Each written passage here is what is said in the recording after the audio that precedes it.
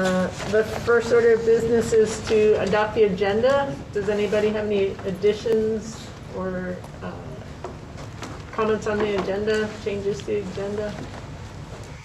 Then I'd entertain a motion to adopt the agenda. So moved. So moved, Keith. Seconded. Carol. All those in favor?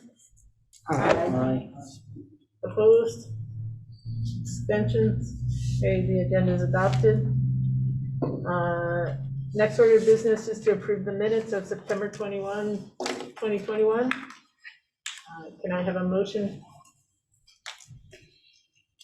So moved. So moved, Keith. Seconded. Seconded, Carol. Any discussion? Right, all those in favor? Aye.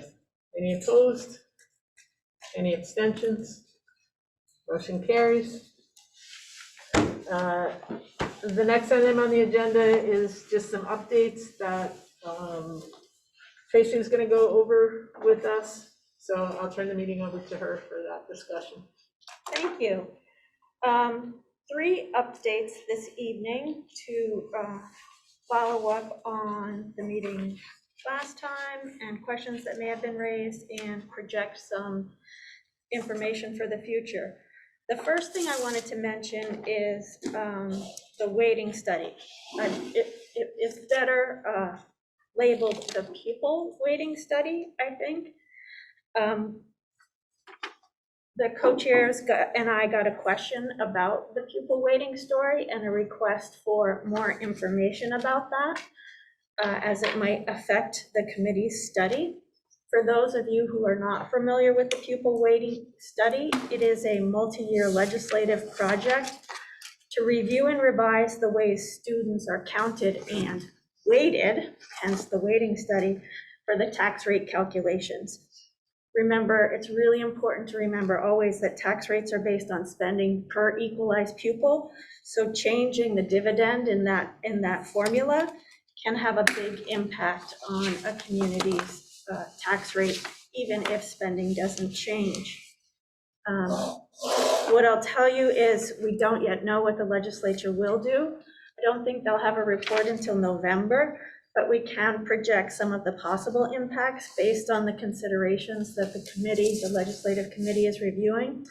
And we'll do that, I hope, and talk a little bit about potential impacts at the next meeting, where I expect we will be talking about financial and tax rate projections. Okay, I do want to mention at this time that the admin team and I need your help and some direction regarding financial and tax rate projections, which is item 8 on the agenda tonight. So we'll come back to some framing of that to help us provide you with the information that would be useful for your ongoing consideration. So that's what's up on the pupil weighting study. It's coming and we will discuss it. Yep, go ahead, Brad. Yeah, if I can add something to that. Caleb Elder told me today that the task force could have a draft report as early as November. And the other thing that's important in this context is that the task force could also be addressing the issue of taxing based on property as opposed on income as opposed to property, and that could be part and parcel of the report in November.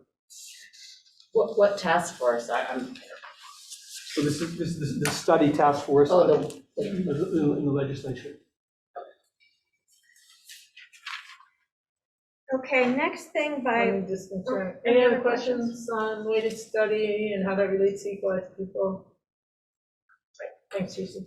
Perfect, sorry. So the next thing on the agenda is the revised draft work plan. As I told you from the get-go, this is an evolving document, and at some point this committee may take action to affirm all or some of the work plan. But for me, it's useful to ensure that the steps that this committee takes happen in a productive order, and so that you can reach the goals that you establish. So it really is, for me, an evolving working document.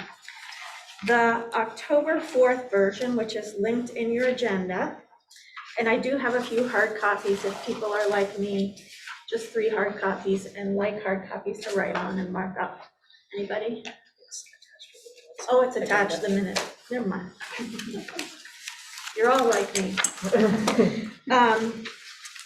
Just want to begin by saying that everything from the last meeting forward has been moved and stretched out, as we discussed when you took action to extend the timeline.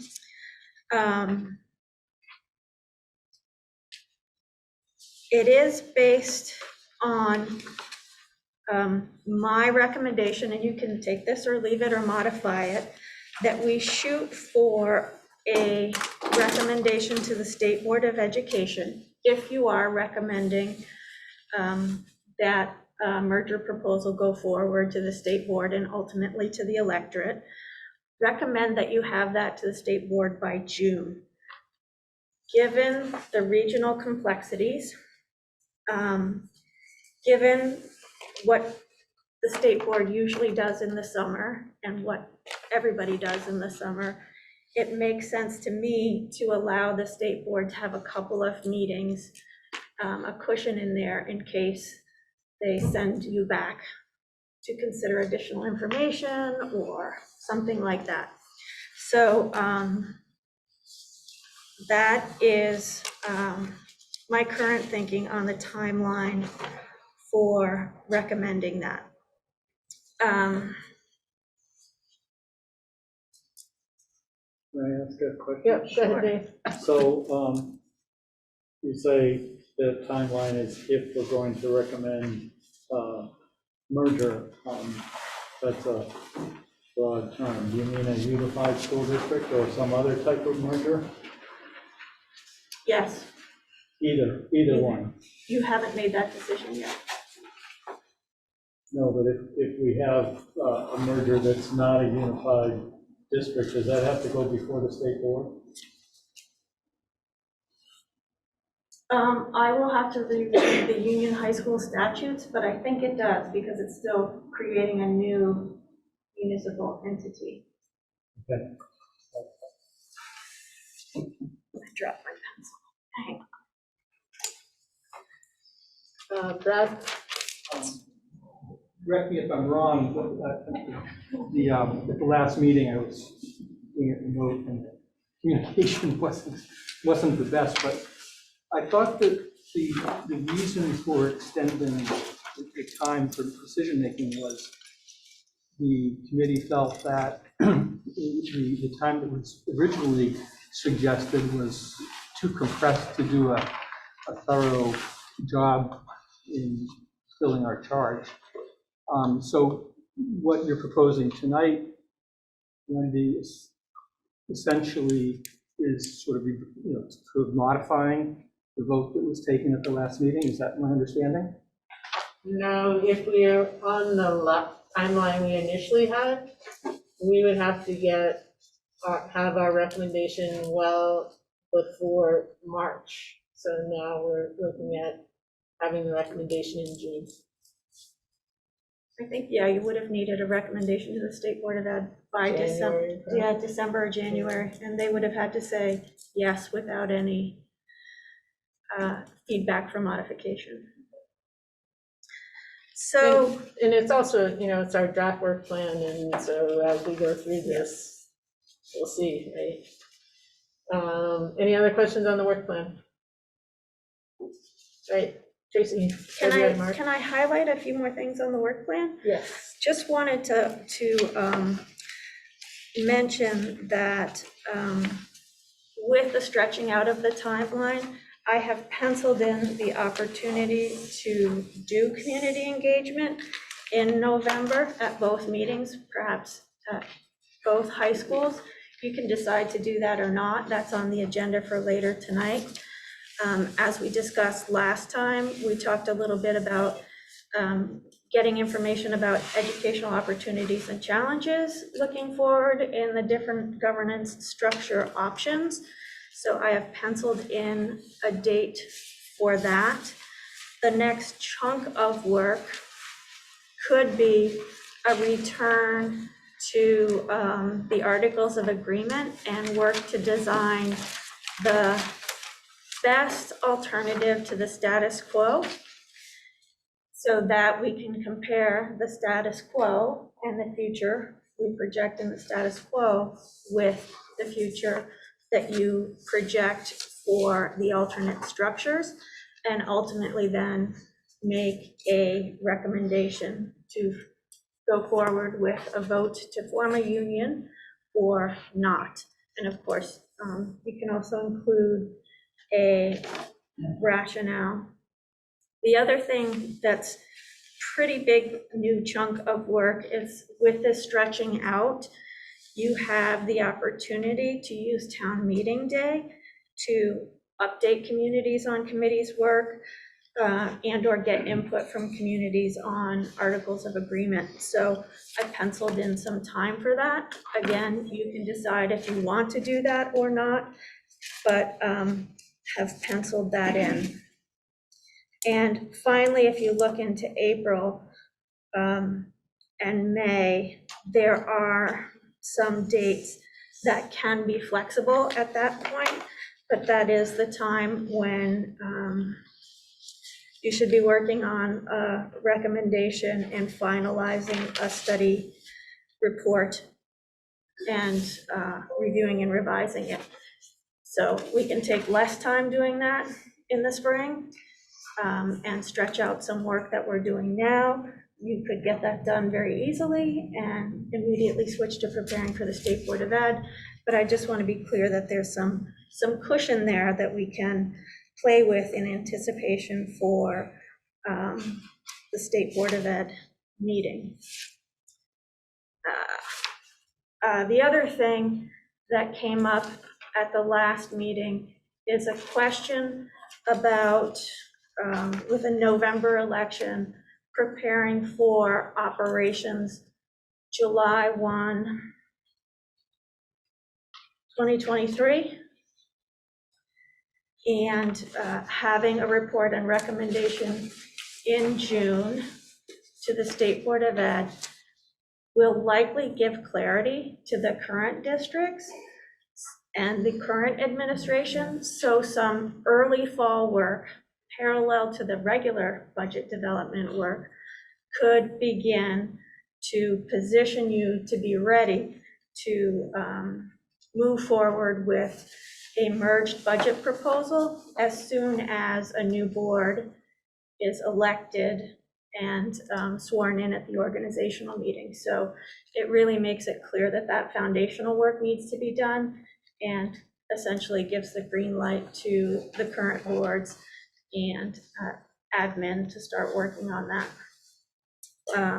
The other thing that will be important is communication and community engagement in the fall of 2022. And there's room for that.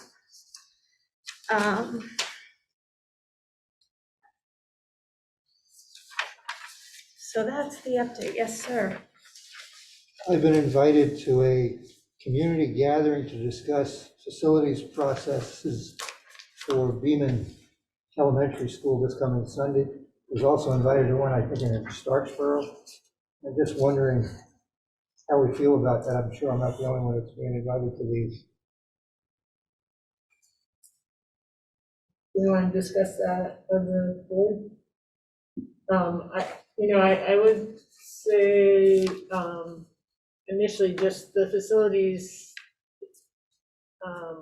work that the boards are doing is different than the merger work that we're Yeah, doing. this is not the board meeting. This is a community gathering by an external group. Yeah, no, I'm just saying, it's the school boards that are doing the facilities work, so they're probably better able to respond to that. Oh, I agree, and I We are, expect yeah. board members will be there, but they also want to know what we're doing.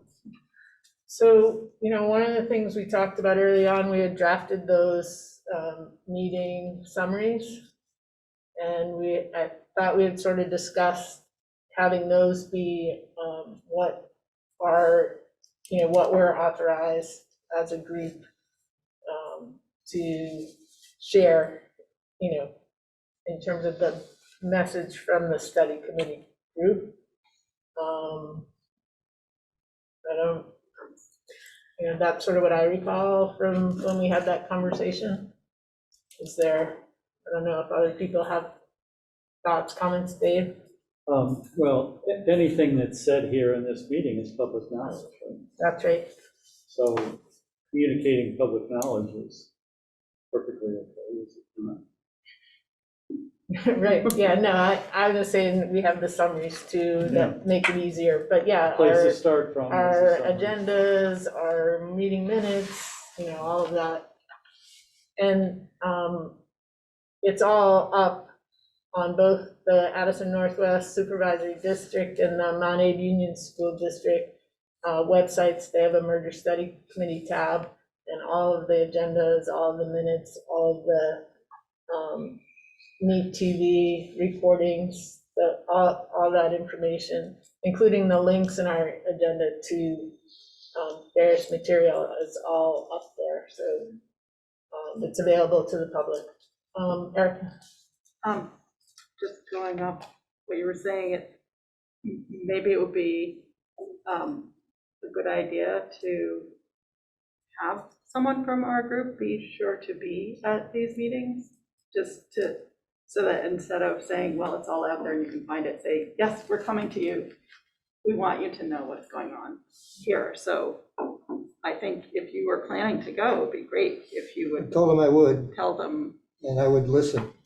Yes, that's what, my experience with school boards is that the co-chairs, and you took action to this effect, the co-chairs are the spokespersons for the committee, and inquiries and requests for information go to them. Of course, you're citizens, and your job is enriched by being out there and listening and saying, I'm happy to be there, and my goal is to listen, is a wonderful, wonderful response. We also agreed that the committee briefs were the key messages that committee members could share when people had inquiries. And certainly referring people to the material, because I know even for me, it's helpful to look at that material, the way it's organized sometimes. So I'm looking at that website right now, like and I remember those briefs. I'm trying to find those briefs right now. yeah, I don't think see the those briefs at all. Right, we did. No, they're only at the minutes for at the end of the meeting minutes. Okay, I was looking at. We don't have the brief separate from when we summarize at the end of the meeting. So we don't At have the all end of the minutes. Well, we can make them more prominent. I think that would be nice, because then we can just say that, go to that to get them. It's really buried. Yeah, that's no worries. We'll make it more prominent. They're already in a folder, Sheila, so I can just add that folder to them. Perfect. And then maybe, yeah. Yep. And that's what's gonna be posted on Front Porch Forum and, right? Yes. And Brad and Dave, right? No, Dave and Erica, you guys are doing the. Although I was just putting a link, I wasn't posting a whole lot of Okay. information. But I can if that would be helpful. I feel like with Front Porch Forum, there's too much, they just throw one. Yeah, so if those, so Gloria, that'd be great, and that's a great point. If we can add a link for that, perfect. And I'll make then sure that'll help Jen with the has it Front for Porch now. Forum communications too. Perfect. So one last thing related to the work plan. As I was doing it, I noticed that in February and March of 2022, the first Monday of the month and the second Tuesday of the month are 2 consecutive weeks.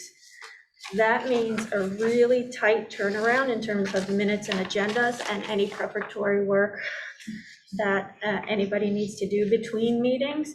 And it can be pretty intense for committee members to be out working on this 2 weeks in a row. Want to be clear that we totally can do it. With those caveats about the intensity and the tight turnaround. You also could either cancel the first or second meeting of the month and schedule special dates as alternatives. It's a long way away, and you might not even be ready to address it now, because who knows what you're doing in February and March, right? But I wanted it to be on your radar and some guidance as to what would be useful in helping you address that, even if you even want to address it at all. Any thoughts on addressing that now or waiting? Waiting. Yeah, the second meeting in February is during break. Okay, So everybody feels good about waiting on that? Thumbs up? I'll bring it back to you like in December. Great. Thanks, Tracy. Okay. Are you done with that? Yes, I am. All right, any questions on that agenda item? Anything further? All right, let's move on to the fifth item on the agenda, values, goals, and considerations. Tracy's going to provide a synopsis of our Yep. discussion from last week, or 2 weeks ago, last So- meeting. Linked in the agenda and in the board meeting packet at the front table, if you don't have it, is an expanded version of the synthesis of the first round of circles, with the additional information that you discussed at your last meeting. And the new information is in blue. As we did last time, I'd like to give you a few minutes to review that information and kind of digest it. And then engage in the circle protocol again and go around and invite each of you to share one brief addition or clarification, or you can pass. We will go around as many times as we need to make sure everybody has a chance to share all the additions or clarifications that they think are important. While we're talking now, I'll remind you of the norms. They're in the center, but again, they're respecting the talking pieces, speaking from your heart, and listening with your heart, speaking with respect, and listening with respect, and really remaining engaged in the circle are the important ones. I also want to emphasize speaking to the center and sharing your thoughts or ideas rather than responding to others or addressing others in the circle. In the event that later this evening you decide that you want to be circle facilitators at a community meeting or at multiple community meetings, I wanted myself to be a good role model of facilitation so that you're well prepared in the event that you're facilitating.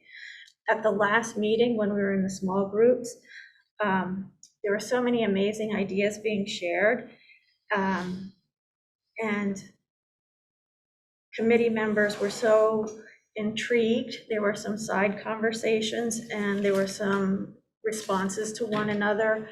And I was just as intrigued watching you process new ideas and different perspectives.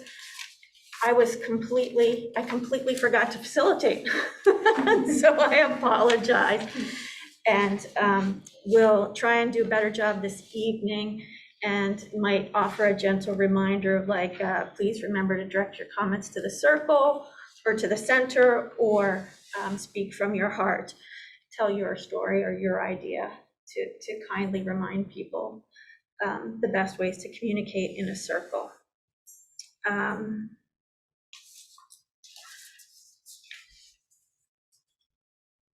So with that, I will give you 5 minutes to look at the updated synthesis. Think about what's in your heart and in what's in your head, and a clarification or an addition. And remember that we'll go around as many times as we need to get people's ideas out. Okay. 5 minutes is up. we're going to transition into the circle. And I told you one good practice in restorative circles is to tell a little story about the talking piece and the centerpiece. And last time I shared the elephant, and I think that metaphor, both the elephant as the whole and everybody seeing their part of the elephant, is really going to stay with me throughout this process. This is a different talking piece I use sometimes, and it is my magic wand. Sheila told a story at the last meeting of her response to an interview question at some point in her career when the interviewer asked how she was going to meet all the needs of her students using research-based techniques and data-involved practices and engage their parents, and some sort of complicated question like that. And I believe she responded with, well, I'm going to use my magic wand. I think most educators and people who are drawn to caring about education wish for a magic wand, because we care so much about children and learning, and we understand the importance of public education to our communities and the stakeholders, our taxpayers and citizens. So it feels like a complex and heavy challenge, and we all wish for a magic wand. So this is mine, and you can ding it if you want, because then it really feels like you did some magic. So I am going to start with Mary Kate, looking for just one clarification or addition if you have it. And again, keep it short to respect the opportunities for others to speak, and we'll come back to you if you have more to add later on. So I am just reading through this whole list, just amazed at everything that's on this list. I don't really have anything to add. I just have a thought that the piece where we have the things we're most proud of, for me, I worry most about not being able to really meet and provide for each child as we struggle with the cost issues. I have more of a statement, I guess, as usual. I think it's important to me and colleagues that I'm working with that going back to my high school principal had sort of a theme that went around the whole time, and it was pride in our purpose. They were the letters we saw, those were the words we saw when we walked into the building. They were on t-shirts that the teachers had and you know, folders that we had. And I always seem to come back to that. And I remember, you know, he said, whatever you do, don't ever lose your pride in your purpose. So I think it's really important that we keep that, and, you know, I think that helps foster healthy, unified administration, students and teachers. You know, we all come with the same pride in our purpose. So I just think of that. Thank you. This is satisfying. All right. I think overall I was just struck, and maybe it's just because it's boiled down to bullet points, that everything here is framed relatively positively about what it is we want from our schools and our communities. I don't know, I was just really excited about that as a personal note, but also I dwelt on the taxpayer value section, and I feel like that could all be, like, there's so many commonalities between all these points, and it seems to just boil down to control and value. Whatever that value means, it seems to be highly variable, but that just seems very, those two terms seem very relevant and impactful to the work ahead of us, trying to figure out what our communities value and how they can retain an amount of control that makes them feel good about whatever this committee recommends to them.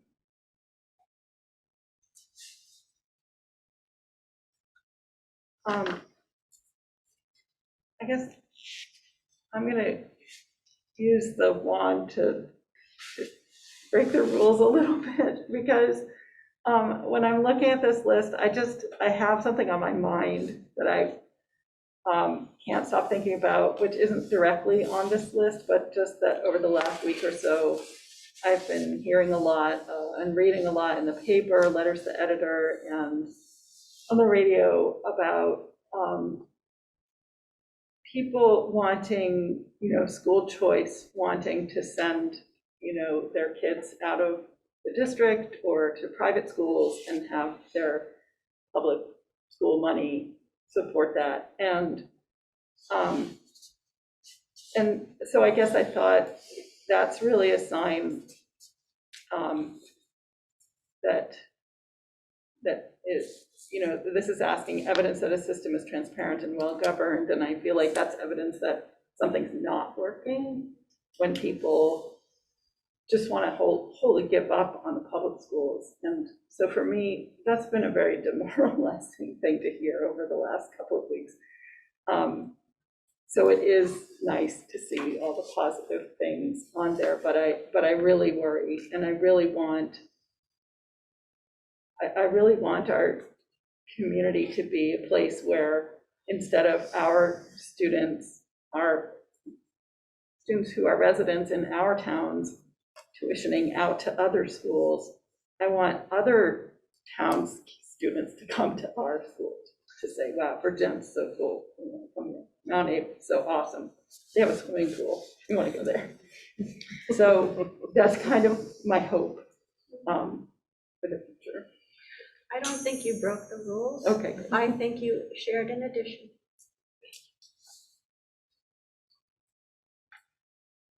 I wasn't gonna say anything till choice was brought up. I was thinking about that today, actually, on the way over here even. I don't go anywhere without having a discussion about schools. I spent the week in Canada visiting my sister, who is a teacher, a long-time teacher, and we talked a lot about schools and kids. Everybody has a really wide choice of schools to send their children to. Thousands of schools you could send your child to. Really isn't, the discussion really isn't about choice, it's a misnomer. The discussion is about who pays for it, that's what the discussion's about. And we ought to frame it that way.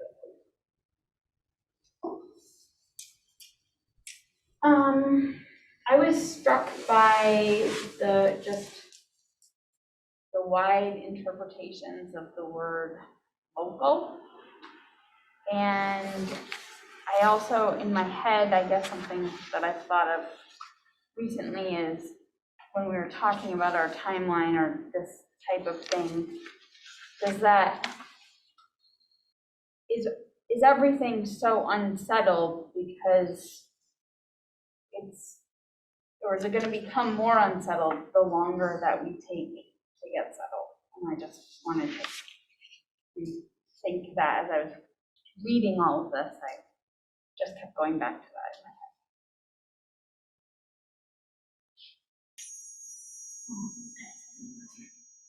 in my head. I was really struck by, there's the education costs and then the evidence that a system is transparent and well-governed. And I think in some ways, the taxpayers might not understand the value that they're getting from education if we don't do a really good job making sure that our system is transparent and well-governed. Because there are so many expenditures that the school boards don't have any real control over, like special education and healthcare costs. And that kind of transparency or communication with the taxpayers is really of the utmost importance, because if they don't understand why we are where we are, some of it's declining enrollment, but in terms of cost, they can't really appreciate what is being provided as far as value. Thank you. It's interesting that you use this as a tool. I use it also as a lawyer. When I have new clients come in, I'll often say to them, if you could wave a magic wand, what would you like to get out of this?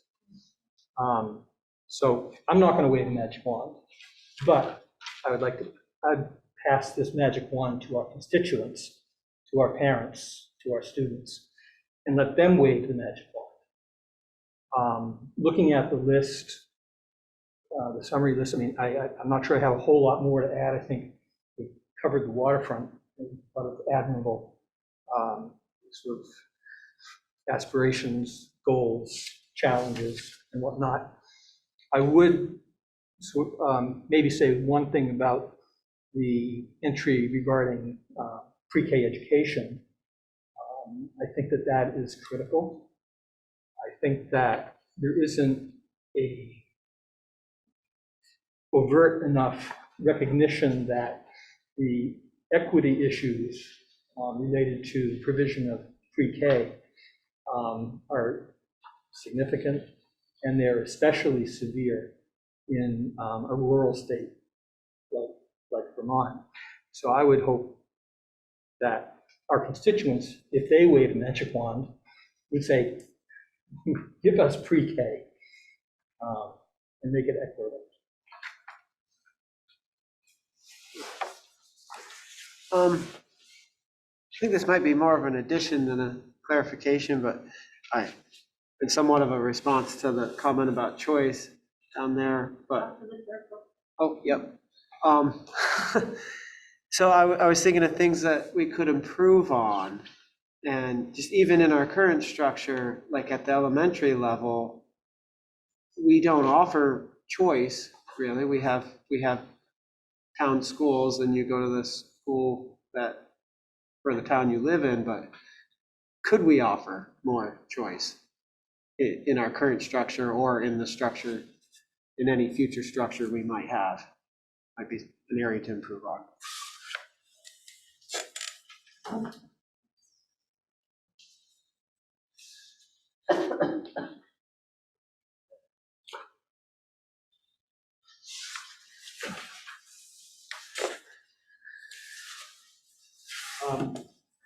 I don't have any clarifications, and I don't have any additions. I look at the list. There's divergence in each category, which I guess is good. But as I look down the list, I get really confused as to the direction that this list might be giving us. But it's comprehensive, and I think, at least from my point of view, there's nothing I can add to it.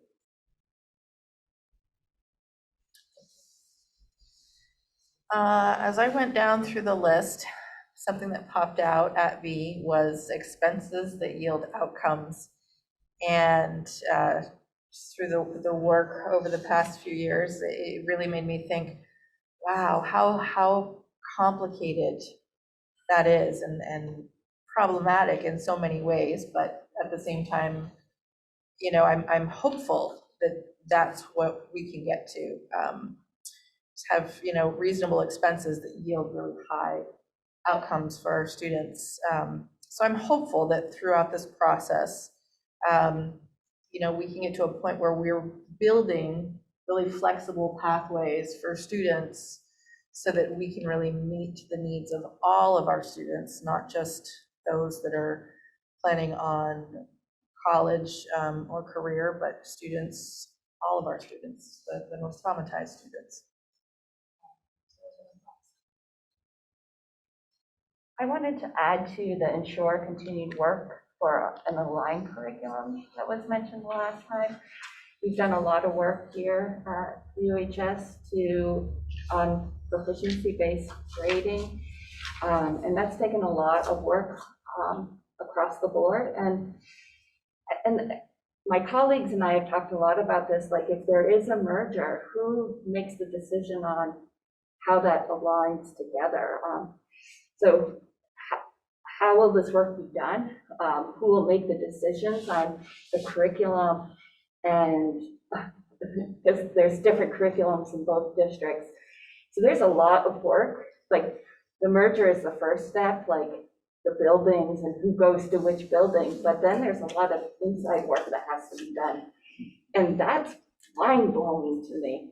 I think that, so that's where my mind has been at. I'm going to add to that a little bit, I think, because I lived it, my last 10 years at Mount Abe was around trying to institute the multiple pathways to learning. But we only achieved it for a small handful of students. The idea was, as Stephanie said, to make it the model for the whole school. And that continues to be a goal that I think both high schools are working towards. Reading through this, I am also struck by how positive it is, how many things there really are to be proud of in both school districts.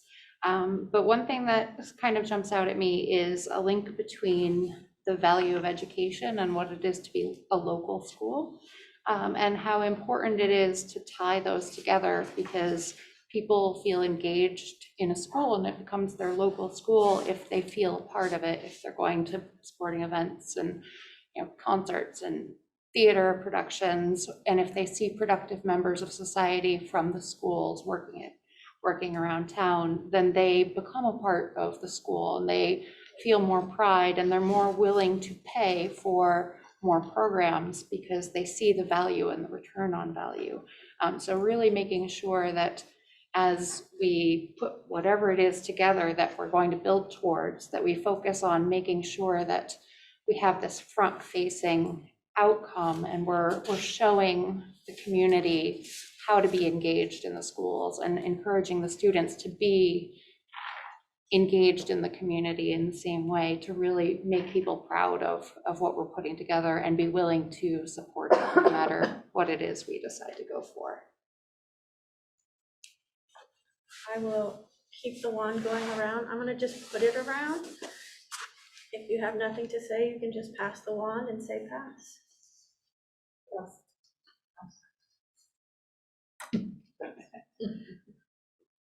Really want a model.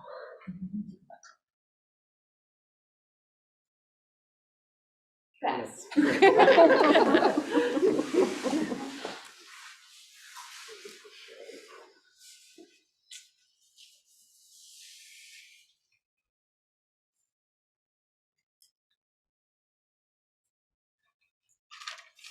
I guess I will add that as we dissect all this and try to figure out what values are, at the beginning of the page, in big bold letters, should be student outcomes. So students are really the most important thing over and above any of the other considerations. I don't know if that's a good word or not, but when you talk about local, when you talk about schools, when you talk about taxes, they all are guiding parameters of reasonableness, but really the most important thing that we can develop here is an improved student outcome. You were mentioning about how it was mind-boggling to think about merging the curriculum, and it just made me think, I'm so excited to do that if we get a chance, because I think we have some amazing people in our district that can really do great things. I agree.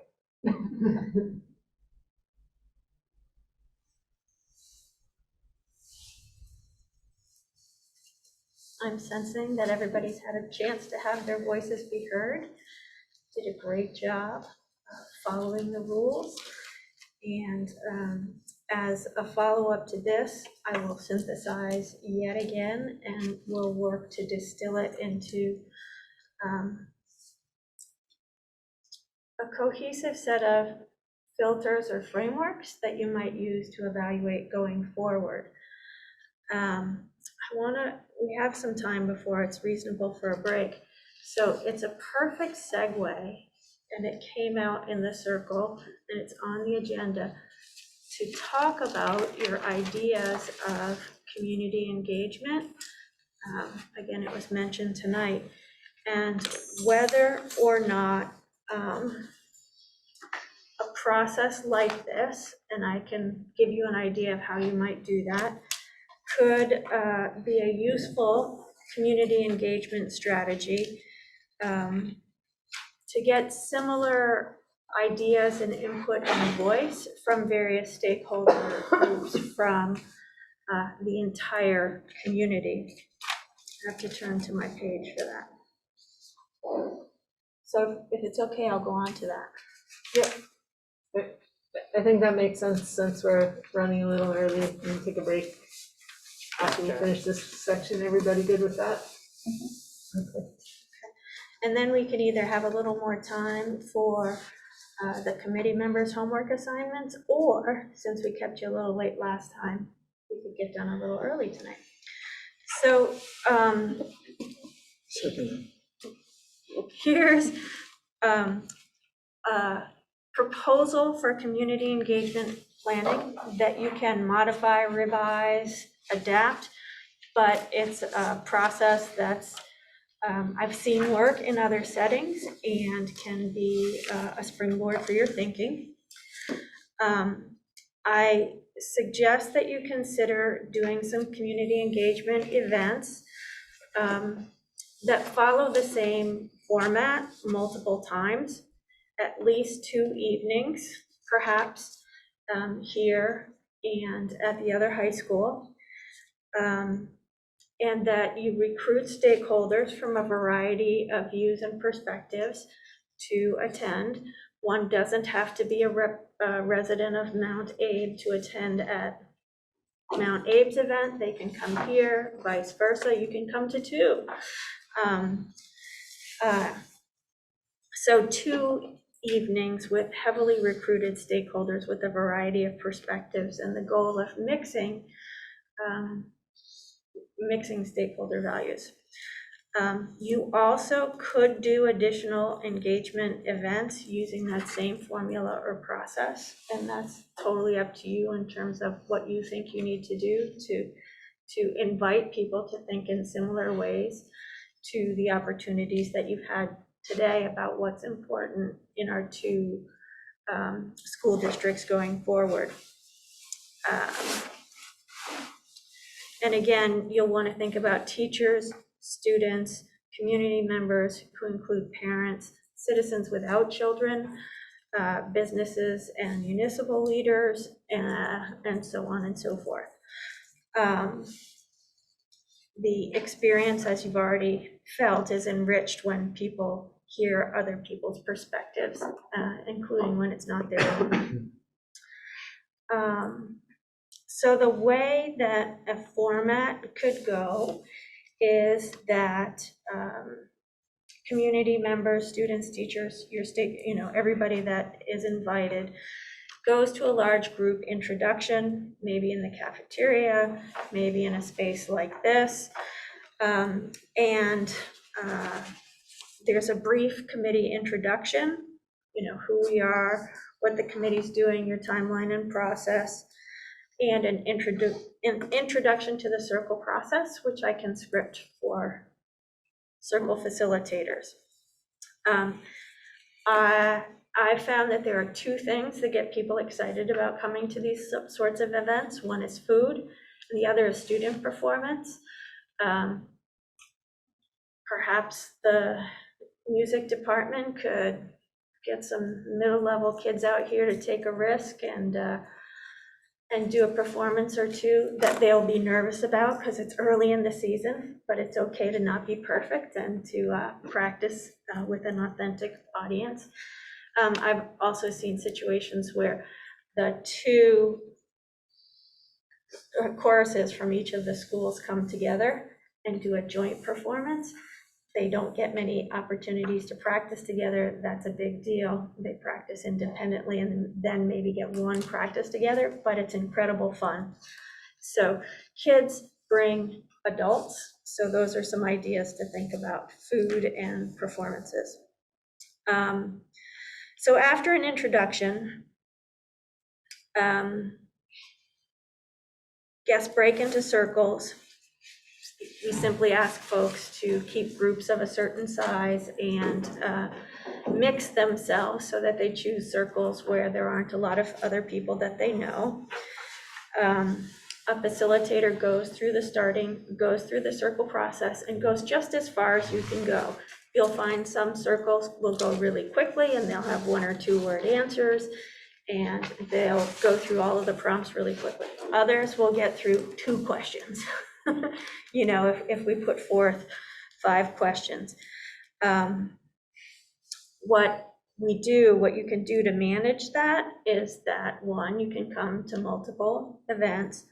2, what's useful is to follow up with a survey around the time the final event happens with the same questions you had in the circle. You can get a little feedback on how the evenings went and what people thought of that, but also repose the questions so people who didn't get to share everything they wanted to share can do that. And at that time, people who weren't able to attend can also take the opportunity to share some feedback for the event. Everybody comes back at the end of the time that they were in circles, and the committee can share the key ideas that you came up with from a similar process. Remind them that you're going to take their feedback and use that to enrich the development of a framework for reviewing options, and thank them for their participation. So that's how an event can go. There are a number of details that need to be worked out. Do you want to use the same 5 questions? Do you want different questions? 5 is a lot, especially in that setting. If you start with a question like, who are you? Where are you from? What excites you about being here? You know, you start with a really safe one.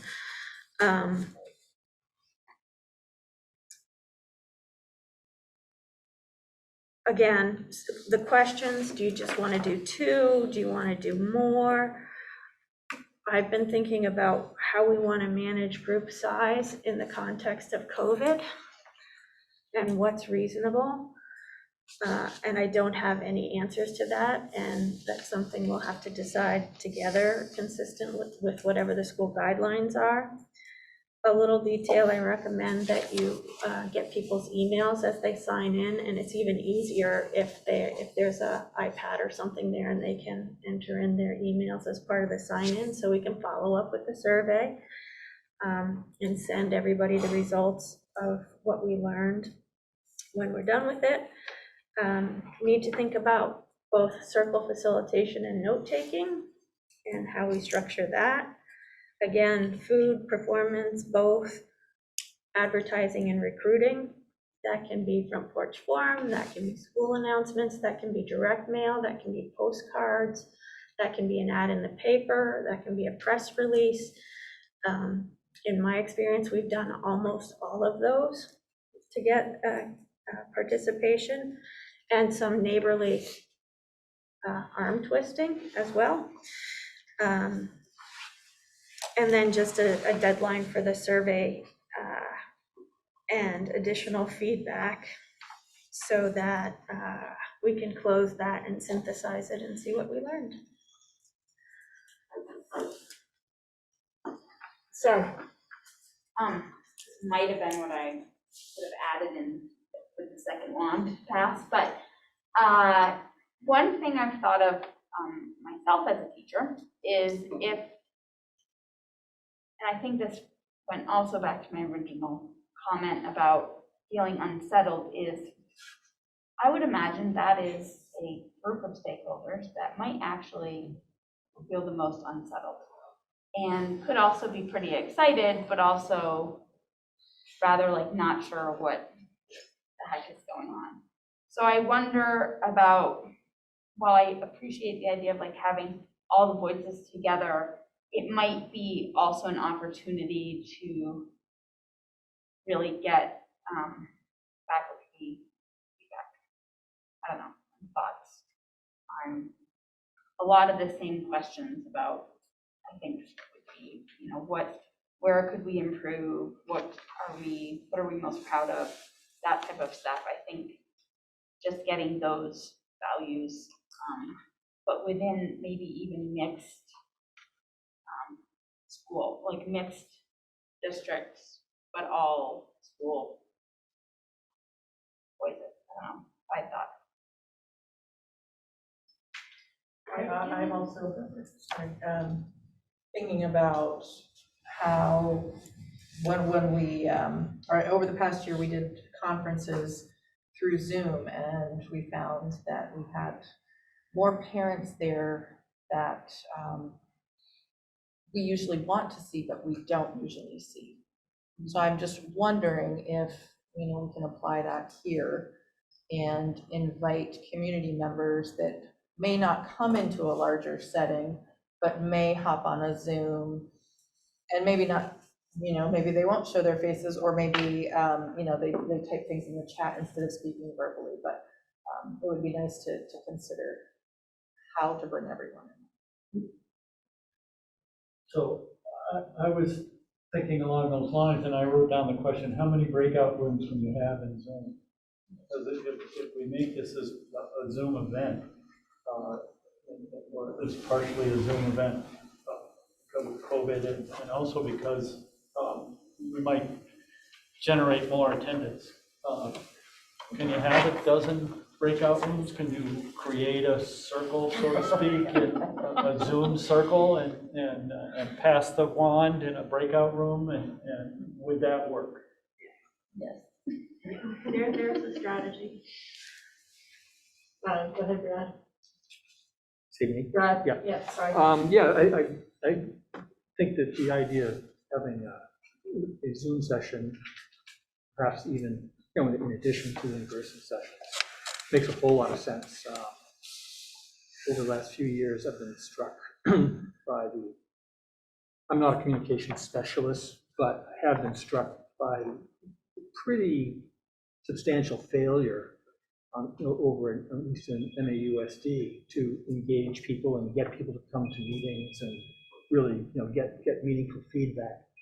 It's usually people don't show up to meetings, or if they do, it's just a few, and it's always the same people, you know, which is, you know, it's great that these people are committed and they're important, but we're not reaching, you know, the number of folks and the different kinds of folks that we really should be.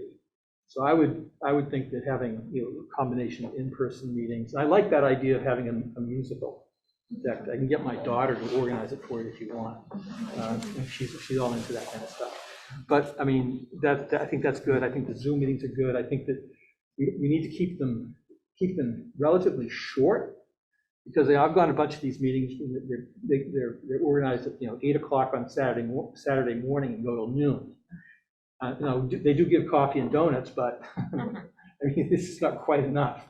But you know, have, you know, different links, different media, different kinds of events to get different kinds of people. I guess I really think that there's no one-size-fits-all kind of community engagement event.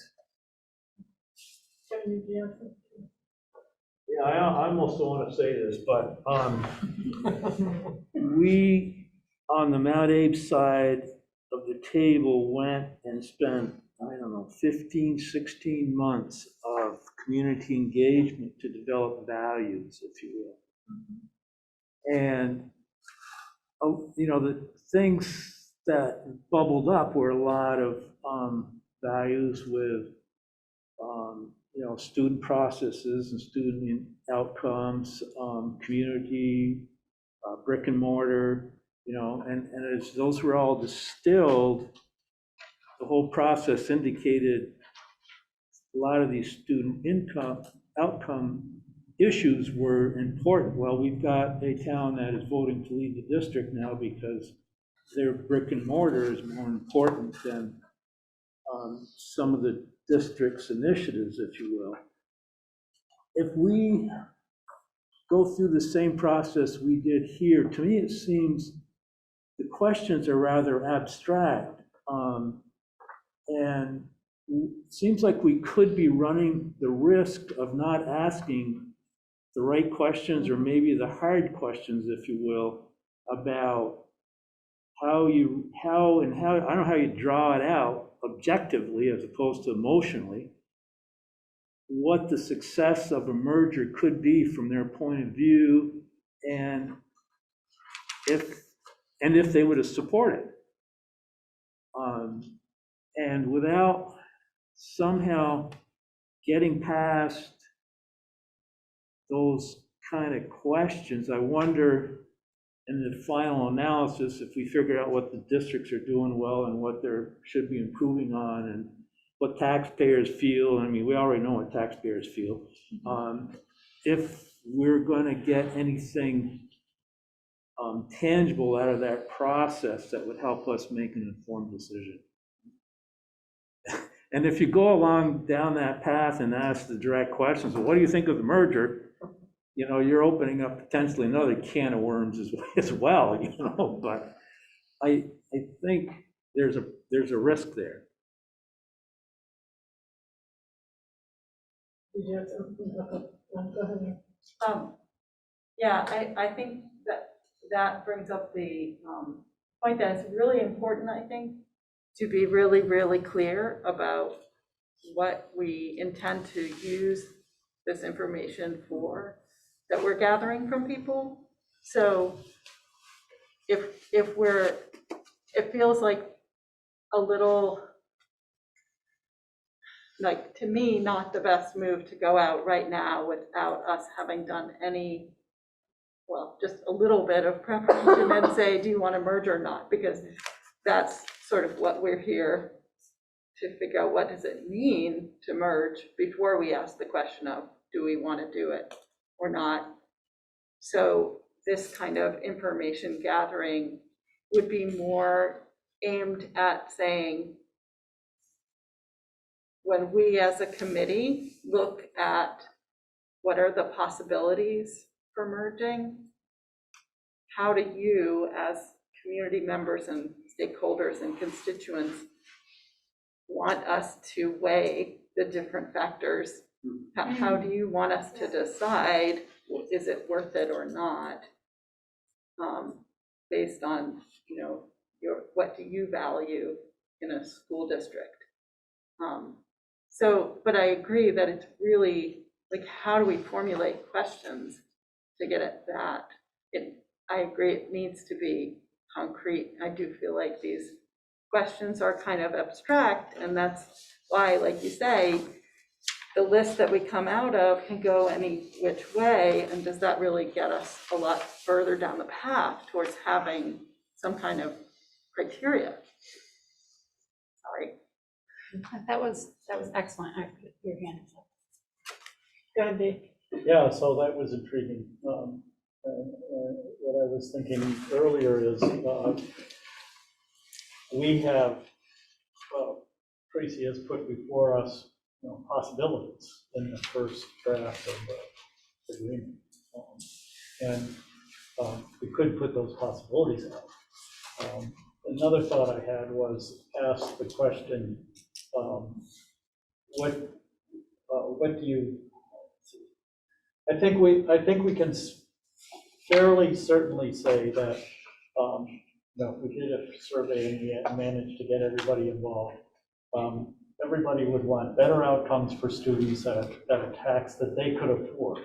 Now, a tax that they could afford, you know, varies greatly, and we don't really have, in my view, we don't really have any valid measures of student outcomes.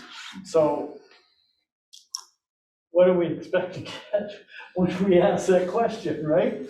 Emotions, that's what we would get.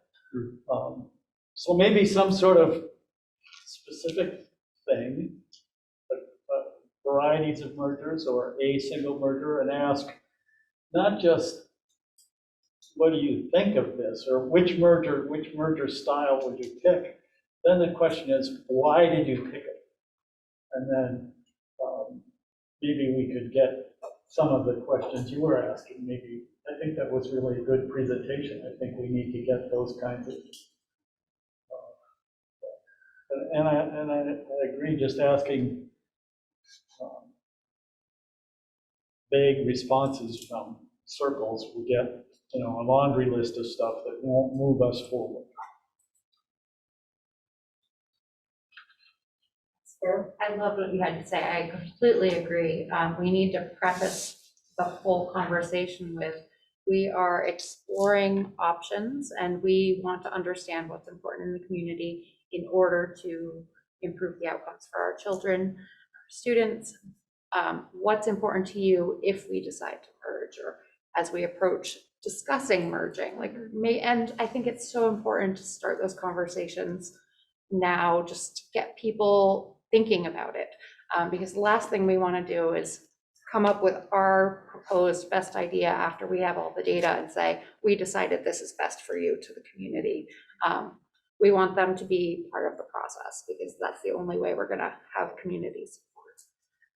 So yes, prefacing every conversation we have with, we are learning with you, and we want to know what you think. I also want to put out there that I think along with that, we also need to be thinking about the students. Students are talking about it in the school setting also. They're hearing about it from their parents. I think these conversations need to be happening in the school building too. I've been thinking about it like it might happen in a morning meeting setting, where we have a conversation, have some questions that we set out to the morning meeting advisors, and one morning meeting is dedicated to having a circle. We have circles quite often at our school, so I'm certain you guys do too. So it might be that we have a set of questions that we offer up, and then we bring back information, some data back to this team, because I feel like they need to be included. I'll say, relative to that point, Liz, who is the liaison for the money student liaison to this committee, said that that person would like to be involved in what the work done with students, and then offered that the student council advisor also said that potentially the student council could be involved. And I don't know, Sheila and Keith, there's no rep yet from Virgins, but perhaps the student council would be. Our student council is in flux right now. Yeah, we don't Okay, have a so, student yeah, council, but- Or some other leadership So I mean, group. I can take that back to the person who's leading it right now, but I think Or our some best bet. leadership group, Yeah. rather than being necessarily you being on, coming to all these meetings, but at least be involved in some group of students that want to be involved in that process of getting student input. When you're ready, Did I you have a wanna go suggestion. first? Go ahead. No, I want you to go first. Troy Purdy said something that stuck with me last meeting, and the idea behind it was for individual communities, very concerned about local schools. At what age are we willing to allow our students to move on to another school? And I thought that was so powerful, and I'm wondering if that is a question. I just wanted to throw it out there that we might want to add to our question list. I think that would be helpful. So I have a suggestion. I put in the draft work plan that community engagement planning could be a big chunk of the next meeting. And what I could do for you is kind of script an intro and a closing, and create for you a longer list of questions that you can choose from, based on not only what you answered, the questions we used, but some of the suggestions and discussions you had tonight. And it's one that could be adapted to students, and it could be adapted to a Zoom format, But I've got to be clear up front. I could not facilitate that for you. I think you'd need a skilled Zoom user to be essentially a producer, but it may be possible. The other thing is that even though if you decide to give a dedicated opportunity to the students at both high schools, for example, it's still useful to have their voices with adults and with adults from other communities in a face-to-face setting or a Zoom-to-Zoom setting. So being strategic about that as well. Again, it's hearing from people who have life experiences and views and hopes and dreams that might be different than yours that really enrich our thinking and our ability to move forward. Go there. I just wanted to add to that, what you were saying about, the teacher voices. My response as a parent and somebody in education at a different institution is that as a non-teacher, I always want to hear the teacher view. So I want them at my meetings so I can follow there, because I feel like the teachers are the ones, who are right there, and they're going to be the most affected by this in this very direct way. Of course, the students too, but the students will move out of the system. The teachers are the ones that are, there and carrying things on from year to year. So I agree, like maybe we should have, teacher-focused groups, but also encourage teachers to come to the other public groups. I was thinking it like the student group kind of thing, like just making sure that there was a targeted time, but that those larger groups, I couldn't agree with you more, but it does have to be inviting, because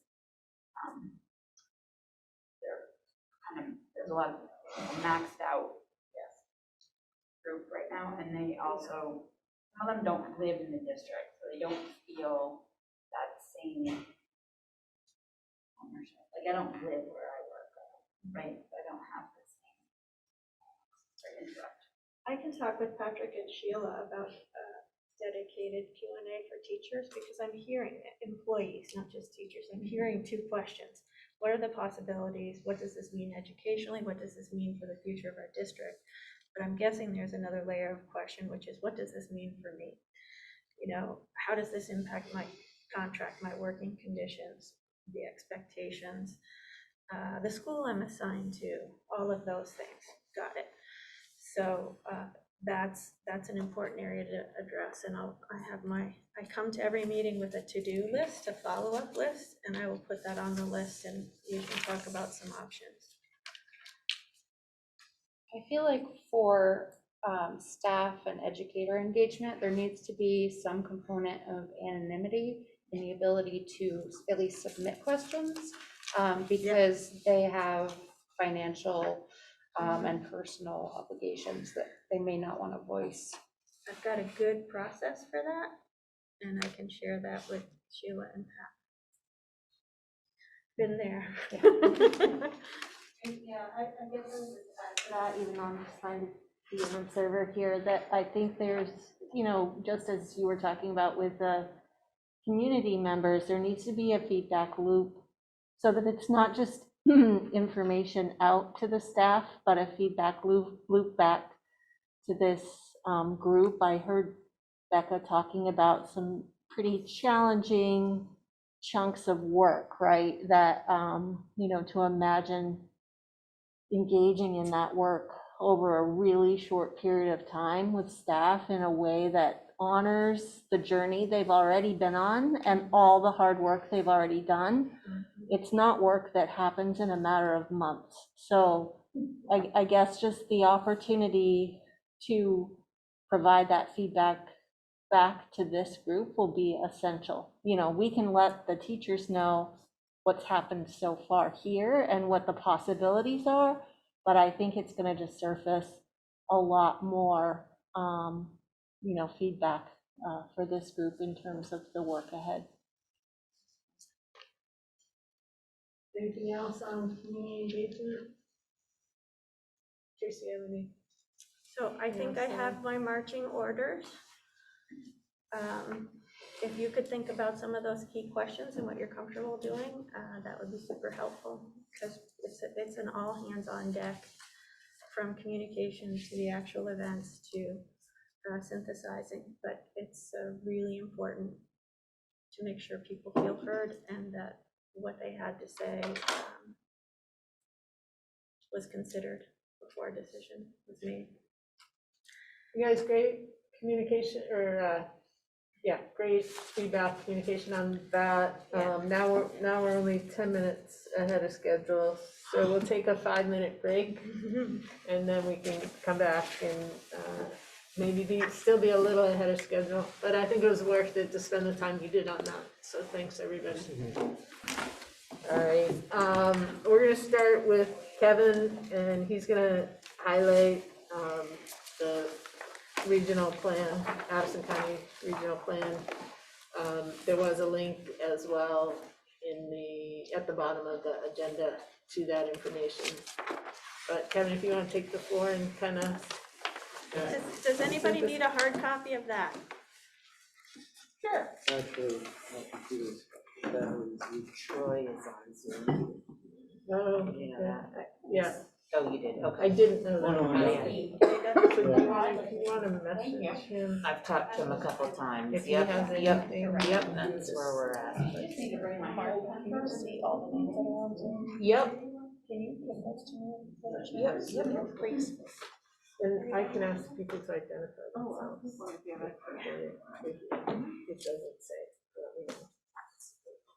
I started by being asked to distill the Addison County Regional Plan draft population and housing section that they are working on in consideration of putting into the regional plan. I took the liberty of taking another document prepared by a group of interns for the Addison County Community Trust and integrating a certain amount of that document, as well as the population projections and history within the NESDEC reports that both Mount Abe and Virgins districts prepared. And so the first two documents really talk about general population. There's discussion about ages, there's discussions about, school-age kids, aging populations, and that sort of stuff generally in those documents. And then the third one gives a balance that it projects students, and it doesn't look at area populations, it's just a student projection. So if you were to look at this report and you start getting kind of droopy eyes and whatnot, the gist of the report, as far as comprehensiveness, is the regional planning section. That's the first section. The community trust section provides a little bit different flavor, but it's really a supporting document. There's not a lot of news in that document. It is more recent data because it was prepared this summer, whereas the regional planning document as it stands right now was up to the 2020 census. I talked with the author of that particular regional planning document, and they have the 2020 census information, and they're working it into that document, which she's going to send to me or provide for me as we may want to update this particular section in the document. What the discussion in both documents comes down to really housing and affordable housing and the tightness of the market in Addison County. And in particular, in the regional planning document, any recent construction has been high-end construction, if you will. So it puts pressure on families that are starting out and lower income families that don't have a lot of capital or resources to start investing in a house, and serves the people that have adequate income, probably retirees or people in their later years of employment, which would be past years that they have children, bearing children and that sort of thing. So the regional plan talks about natural increase in population and migration. And I pulled out sections, and by the way, I plagiarized this whole thing. So I didn't read it and rewrite it. I just pulled out the higher level or the summary thing. So if there's some paragraph in here and you peruse and you say that doesn't make any sense, or I'd like to know more about that, you go back to the original document and there's a lot more support in the verbiage in the original document. So yeah, I didn't work hard on writing this.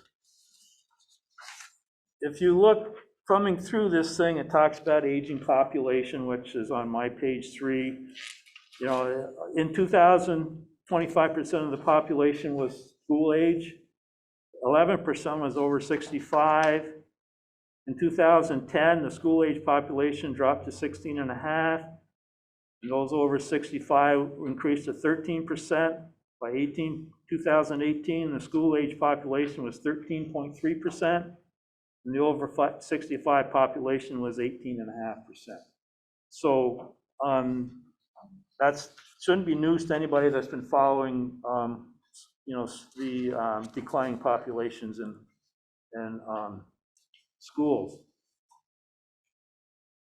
The other thing that I think we briefly touched on this that kind of sparked some of the conversation is small households. On page 4, between 1970 and 2000, the average household dropped from 3.4 to 2.56 persons per household. And since then, up until 2018, that's dropped down to 2.31 per household. And I don't know who the 0.31 person is, but they sound like they might have a partial split personality or something, you know. And the other thing I found, I wasn't totally aware of it, but there's been a decrease in the rate of construction over the last 40 years in Addison County. And if you look on the page 5, there's a chart, and it shows you typically the years the housing stock was built. And you can see quite a bit of it was before 1939, and that happens to be a large chunk in Bristol Village, as well as some in a significant chunk in Virgins. And then from the 40s, you can see it bulge out to the boom in the 70s and 80s and 90s, coming into the 2000. And then since that Great Recession period, if you will, where construction really stagnated, you can see it hasn't picked back up. And the other thing, and I did mention before, if you look in, like I said before, the size of housing being built right now is like significantly larger than it was during these boom years, which is not consistent with what the county needs for young families or people starting out. Sure. When I read that, I interpret it a little bit differently in my head. I keep thinking, if we're building, that the size of the actual family has gotten smaller because it's this aging population coming in. So if we only build things that accommodate them, won't we continue to age? So that's I'm like, I guess I read the large house that's gonna accommodate a family more than a retired parent. Right. So I just been throwing that out there as a different way of looking at it. So traditionally, and you know, there's some debate about how saleable you can sell like a 2-bedroom house or a 1-bedroom house. So traditionally, people are buying or building 3-bedroom houses. The rub comes where, as you are going through a trial raising a family, yeah, that's suitable, but people remain in those houses for as long as they can. So you've still got that housing stock, but it's underutilized as far as occupancy. And then if you take the fact that the population's increasing, or the age is increasing the population, so you got more empty nesters, if you will, still occupying single family units. And the other thing is the dynamics of other families. There's more single parent families. So all of a sudden, that drives that rate of occupancy down as well. And plus the fact that you've got less people raising families. And somewhere in there, I don't know if I've got to it yet, or I may have passed by it, indicates, that I think that it goes through the timeline of families with children in housing just has dropped off as well. So there's a mismatch of housing stock that creates those numbers that keep things going down. And as people want to continue building houses, sometimes they're building, a 3-bedroom house, if you will, as opposed to something that's size appropriate for their needs, because that's just the tradition people do. That help? Yeah. So what you're saying is that when people are building a house, they're building a house bigger than they really need, probably because they have the money to do that. That has been the most recent trend, yes. Right. The paragraph on the COVID pandemic effect on the immigration, I was hoping to see some numbers projecting how many of those families had kids that are going to be populating our schools. Yeah, I don't know. I can talk with Katie a little bit, but that was told verbatim out of her report. Somewhere, I almost remember somewhere here in one of these other COVID boxes, if you will, it talks about 60 and older people that come, as well as people that can work remotely, which has been fitting in with the state's initiative to have, remote workers moving to the state. So, Any other questions for Kevin? Kevin, if you get that information on the once they've correlated the 2020 data, let me and Martha know, and we can add that to the agenda. okay. Or if you get other information from Katie on the pandemic immigration question that I'd asked. Can I ask one question? Sure. Understanding that population and thus enrollment in schools is declining and or stagnating, and housing is the big variable, and the current state evolved, at least to some degree, from the 2008 recession. With the issues of supply costs, the availability of skilled labor, the zoning issues and the infrastructure issues,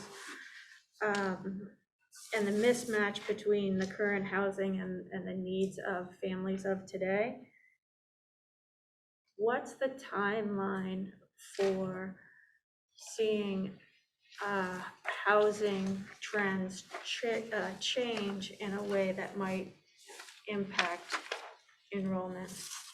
Is it years? This is my Is it- opinion, of course. Yes. I think 10 years would be optimistic, and probably 20 years would be much more realistic.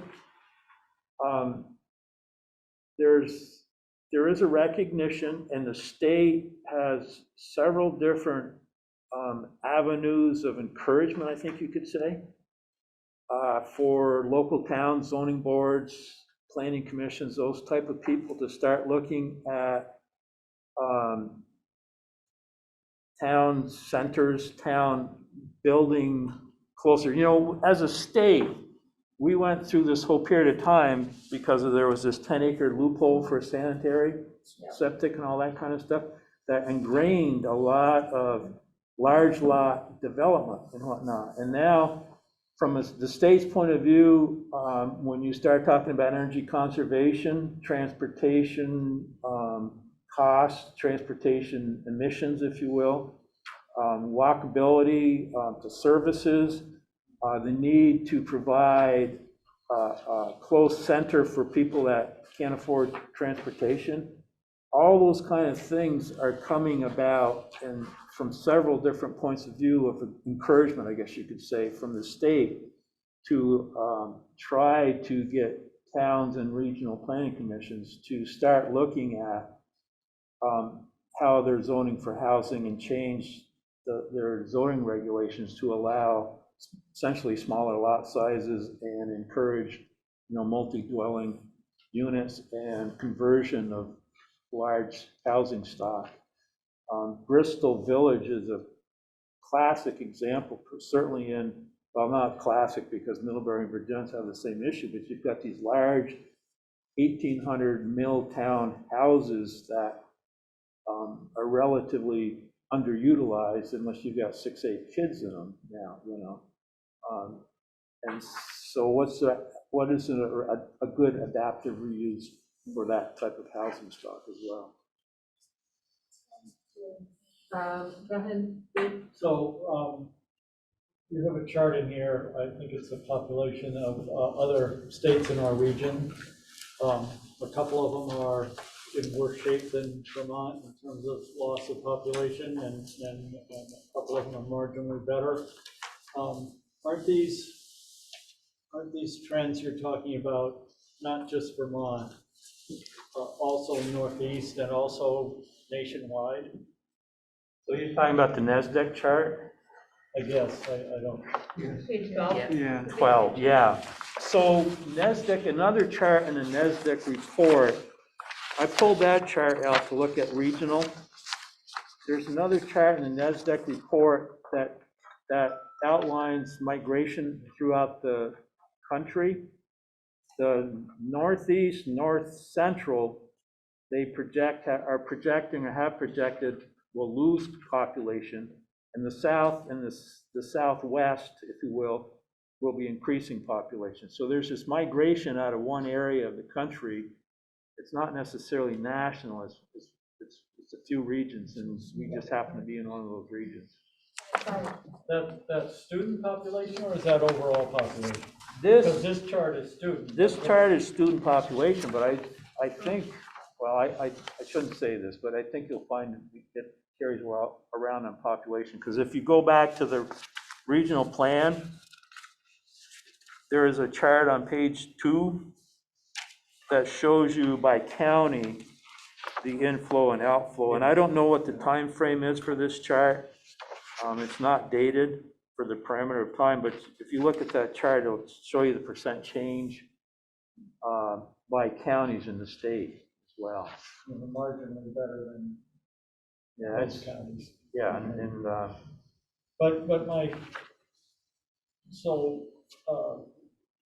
if this is a Northeast problem,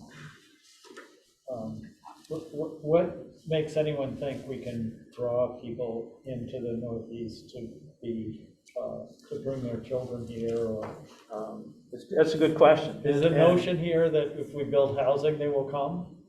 There are, and the reason why this report was put before this group is there was comments at one of these meetings about how do we increase the school-age population and what sort of things you can do to it. And if you follow on the Mount Abe side, at least, the whole discussion about declining population, there are some people that very staunchly believe that we can grow ourselves out of this problem. So this report, I think, was identified as a rationalization that may not be very realistic. Okay. Yeah, I think I may have raised this at the previous meeting, but I did have a conversation with the folks at the Agency of Commerce and Community Development, and what their big issue is how is looking at the role of the state in sort of energizing or affecting or stimulating local economic development, and with two major sort of points. First being workforce development, and then of course housing. When I talked with them at the beginning of September, they did say that they would have a new policy draft by the end of the month or early in October. So I think it would be probably good to get back to them and see where they are on that. What would the policy, what would it be? What would the policy be that they're updating the draft, have a draft? Well, the policy is, again, the role of the state in spurring economic development. In the localities, you know. So subdivision, the 10 acre subdivision rules, if they change those, that may change development, but it will take some time for that all to happen. And I think it's not necessarily to have a policy that would be implemented, but looking at the role of the state in this kind of policy development around the state. Yeah. And do you have a sense, Brad, in terms of, so they're supposed to come out with some recommendations? Do you have any sense in terms of timeframes for them to change statutes? The guy I talked to said that they'd have something, within a month or so. And according to my notes, I talked with them on September 1st. So. Yeah, and that would just be recommendations for the legislature to. Oh, I don't know about that. Okay. So, yeah, maybe keep an eye on that. Yeah, I'll give him. He invited me to give him a call back. So yeah. Okay. I won't be shy. Okay. Yeah. You know that particular department has a lot, and when I referred to a lot of the downtown structure, the community, the revitalization, building village cores, walkable distances, a lot of that stuff is driven through zoning initiatives through that particular department. Don't they have something called a Vermont Trend or something? What's it? It's on their big. It's their sort of their mantra. I don't know. Erica? Yeah, Dick was mentioning this chart, I think, looking at different counties in Vermont, and, something that that I've thought about and maybe heard other people talking about is that it's a question that, Addison County is neighboring Chittenden County, and yet the counties that are growing around Chittenden County are to the north and the east, and why not us? What is it that we are not doing? Because it's a bedroom community for me. I work at UVM, I commute there, it's not a big deal. Why is it that we are not pulling people into Addison County the way that Lamoille and Franklin County are pulling people in? There's no discussion in the regional plan about that. It does discuss pressure from Chittenden County onto some of the northern towns, particularly Ferrisburg. It specifically lists Ferrisburg and it attributes a lot of the population size of Ferrisburg to, Chittenden County pressures. Yeah, just for curiosity's sake, as a resident of Lamoille County and not an official expert in this, I can tell you one of the big reasons is Lamoille County has a tremendous amount of housing. So we have second homes, we have vacation homes, we have townhomes in areas of Lamoille County, and that is one of the places that, or those are the places that new people are moving to. So Do they have housing. kids? Do they have kids? Some do and some don't. Well, I was going to say, on the NASDAQ chart of declining populations on page 12, it states in the table legend, almost half of New England districts have been growing in pre-K to 12 enrollment, and a similar number are declining, often in rural areas. I mean, I know anytime I go into Chittenden County, because I work up there, there is so much growth in housing developments and apartment buildings. It's amazing. I swear, every time I go up, there's more and more buildings. And to be starting to have those conversations in Addison County now means we're so far behind, because they're actually building all of these buildings, and they're addressing the population issues. And Williston's had such a huge population boom that they may need to open schools, whereas we're talking about closing schools. So I think we recognize the issue, but we're so far behind. I don't know how to catch up with those towns. Just to add anecdotally, Fairfax, for example, has been a rapidly growing town in Franklin County for decades, and that the development of the land there has been ongoing for years, from a very small farming community to a fairly relatively speaking, sizable bedroom community for Burlington and the Burlington area. So again, that work has been happening for 20 plus years. Did you have something? Yeah, it was just the lack of affordable housing in our area is also a huge reason why people aren't coming. Or because of the lack of the people that want to be here will buy a 5-bedroom home when it's only 2 people.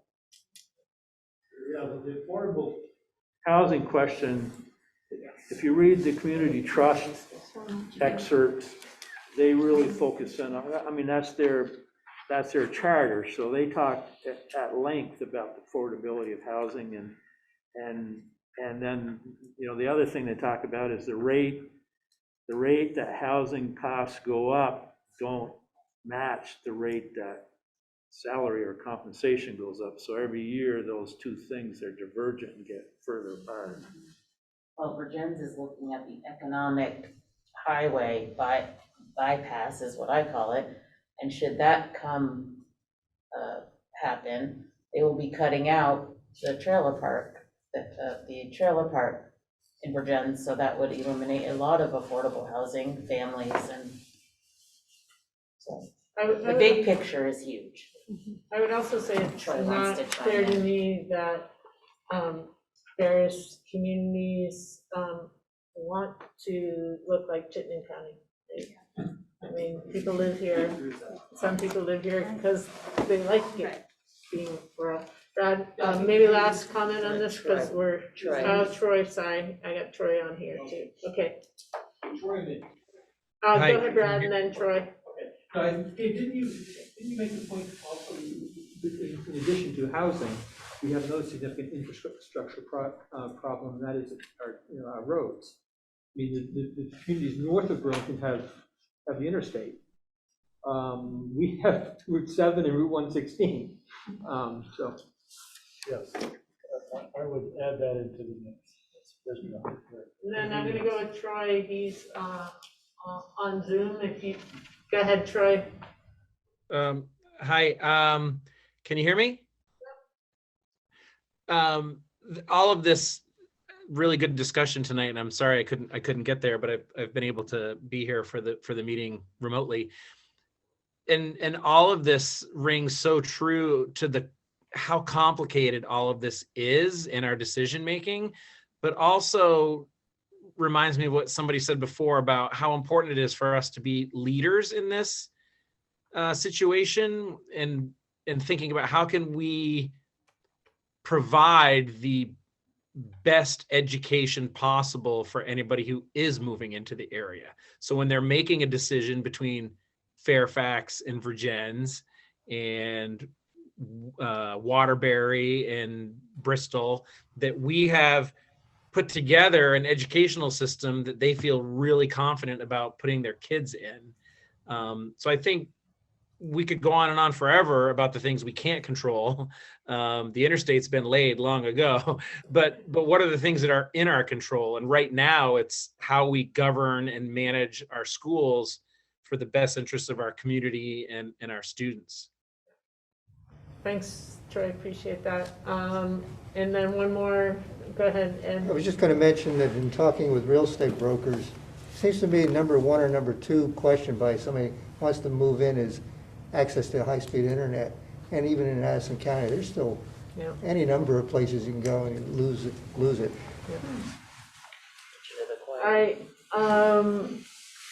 I think that was an important discussion. We went over a bit, but I think important information.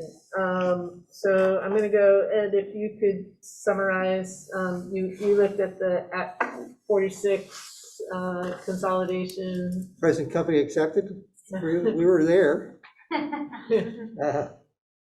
I met with, I first went through the report and pulled out the high points that suggested a question, is to find out what the superintendent and staff could respond, how they could respond to it. And Patrick took that and gave it to his staff, and they worked on replies to it, and then I met with them, we talked them through. So my opening remark quotes Patrick saying that what he now has, as a result of Act 46, is that he's got one school with a lot of campuses, as the best way to describe MAUSD right now. The merger of the governance from 7 down to 1 board has had all kinds of impacts, even in the short time that they've been in operation. They're only partway into their 4th year as a merged district. But in terms of giving the superintendent flexibility to move staff around to meet needs without having to riff, and resources as well, has been the most powerful and important tool of the merger. That being necessary in order to obtain equity for students across all 6 buildings. The one question that had a dollar attached to it was, did you save $140,000 in the first year? And they felt they did.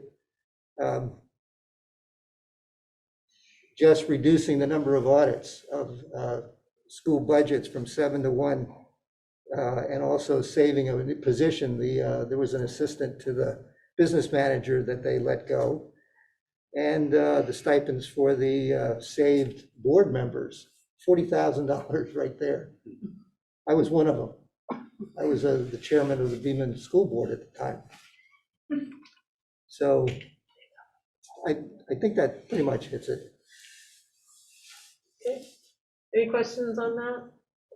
And Ed has linked a report as well. So. Keith, you want to just give us the overview on? Yeah, the overarching story is not too dissimilar in what Act 46 did for the Addison Northwest District.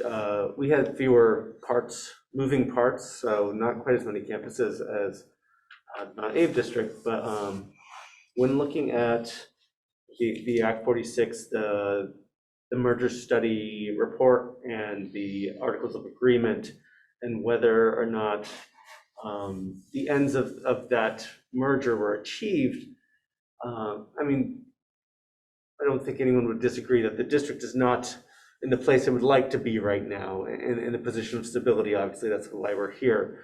But in terms of whether the district achieved a lot of the things that are stated in this merger study and in this in the articles of agreement, largely yes, with some works in progress. There's only one flat out no so far that I found in there, and that was whether or not we have achieved foreign language in the elementary school. That was mentioned in the merger study, but Sheila and I discussed it's never been expressed as a priority past that report. But looking at other issues here, increased coordination of mission, vision, and strategic statement. Yes, the district has a unified vision statement and has since developed processes for reviewing that for both within the board, within committee, and then with stakeholders in the district. Improving middle school experience for students, partially. It's a work in progress. We have, it's this week. This week we have a community engagement event based around this topic and how we are continuing to work toward improving middle school experience for students. Equitable class size, yes, particularly post repurposing of Edison Central School, which dramatically did not fall in line with the district vision for what an equitable class size is. But we have that at our 2 elementary schools, for example. Equitable staffing, reallocation from place of hire, partially. I'm just looking at my notes here. So, for example, we are now better able positioned to relocate people throughout the district rather than riffing them. where possible. So when needs within the district shift, that is an easier task to accomplish. A lot of the buildings have been brought under the aegis of a single person who is now district maintenance. What would Ken's position be called? Yeah, so a lot of those things that were all separate facilities, positions have sort of been brought under one umbrella. So it's allowed for a lot of coordination of the campuses within the district under a single position to provide equity services from that perspective. So a lot of the district services and curriculum have been able to align more. Referencing the dollar amount, the savings of in administration of $40,000 to $80,000 in 1 year. Yes, that achieved that. In the first year of consolidation, there were savings of $129,679, to be very specific.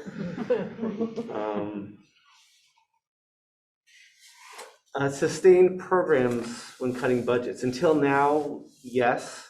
Although I think we're very much in a place where further cutting of the budget will definitively result in losing programs. Again, one of the reasons we're here. Slow the growth of homestead tax rates. Yes. I mean, that's sort of hard. A lot of these are sort of hard to pin down specifically whether or not ends were achieved. But I feel fairly confident that these rates are lower than they would have been without a merger. Yeah, I mean, I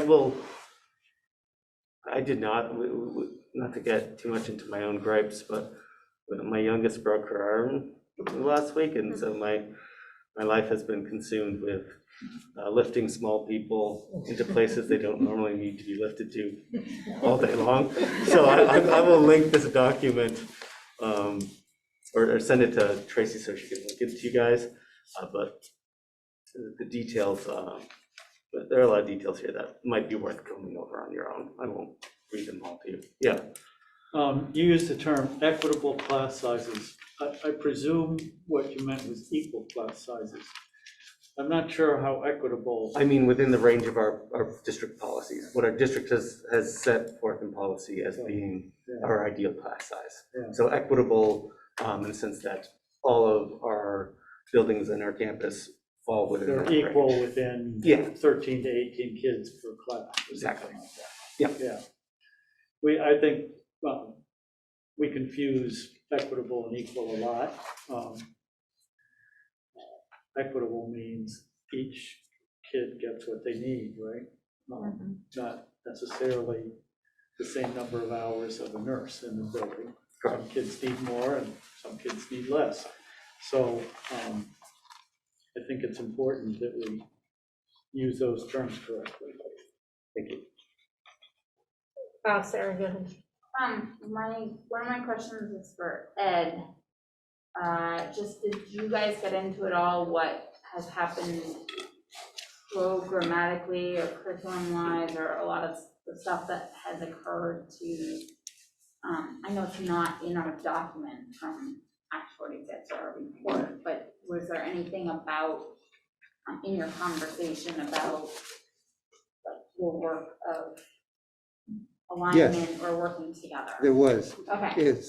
I was very interested in what was done to bring the 5 elementary schools together programmatically. And the particularly math and literacy have been all placed on, so the same curriculum is being used in all the schools, with the notion that when they all get to 7th grade, they'll be pretty much in the same, at least coming from the same page. One of the things that did grow substantially, and I had watched it from afar, was the ELP summer and afternoon program. It had been only available where free and reduced lunch numbers were high enough, and that was in Bristol and Starksboro. But it's now offered in all the schools, including middle school and high school. that hadn't happened before and couldn't happen before because you had all those different contracts to deal with as well. Go ahead, Brad. Yeah, I just a sort of general question to two gentlemen. One of the things that's given me pause, is, think about a little bit about this committee's sort of charge, is that, what Ed pointed out, that the Act 46 is only 4 years into it.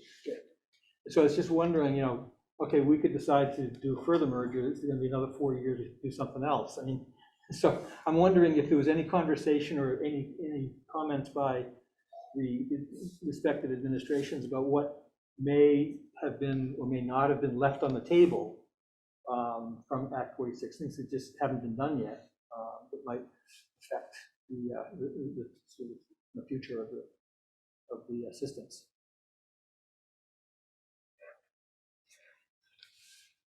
We did, when I talked with Patrick, there are things that if this merger occurs, that there are opportunities to do, obtain more efficiencies due to scale, transportation being a big one. Program, curriculum-wise, we didn't get into, but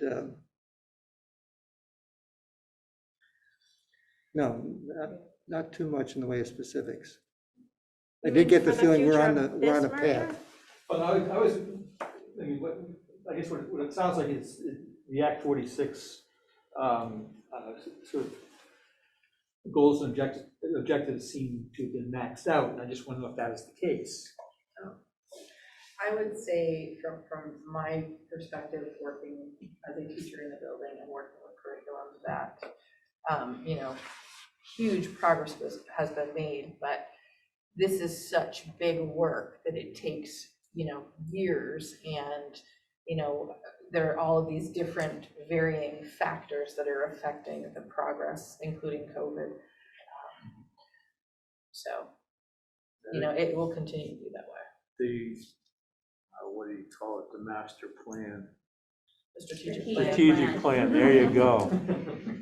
If you look at that as the roadmap, that Act 46 or the consolidation has allowed the district to move forward, that the surface has been barely scratched in that strategy that document's laid out. I think it would be fair to say without Act 46, we couldn't be here. We wouldn't be here. You couldn't have skipped Act 46. Yeah, and significant progress has been made. I mean, one of the goals is to have, K through 12 curriculum, and this year, years of work have been put in to make that a reality. For the first time in MAUSD, we have K through 12 transferable skills. The TLP process, which was part of Act 46, or sorry, Act 77, is going down to the elementary level. So there's a lot of progress. There's lots of barriers. Thanks, everybody. I'm going to turn it over to Tracy to talk about plans for financial analysis. Just one. Yep, there's one sheet with my handwritten notes on it coming around. Hopefully this is a quick decision. At the last meeting, you assigned the administration the work of doing those financial and tax rate analyses and projections into the future. And I would like to frame a way for us to manage that, given the current options on the table, and ask for your support for the program. I want to be clear that what I'm suggesting is not a decision about a preference between a union district option versus a union school option. It's really about how to use the resources that we have to best understand the work of this piece of the project and the implications for options. So going back to a couple of meetings ago when we talked about governance options, Three of the options we looked at were the current option. We also looked at a unified union school district for pre-K 12, and we looked at a union school structure for some grades.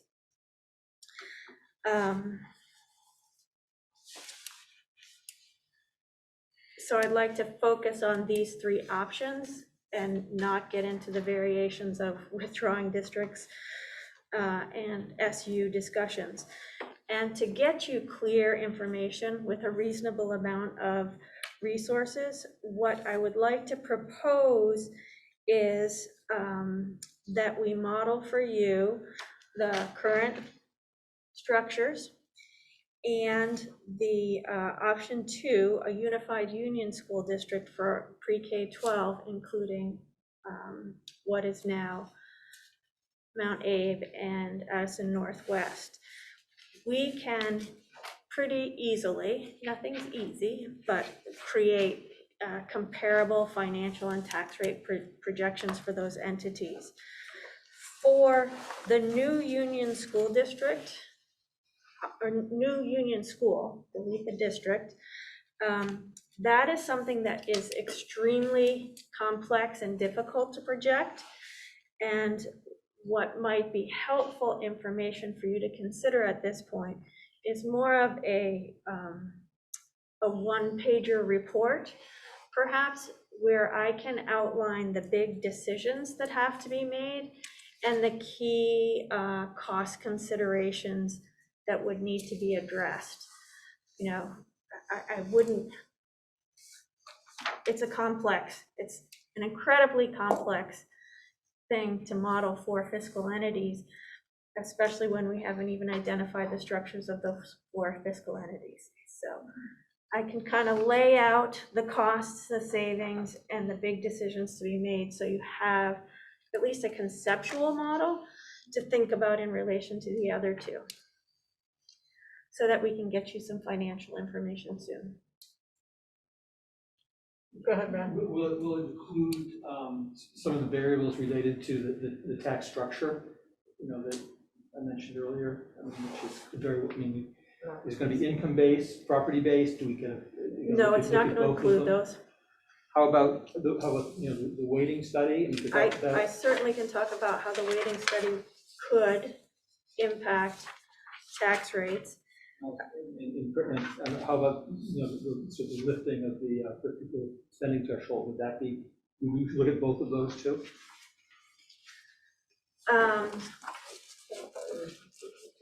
Yeah, that might not be hard to do.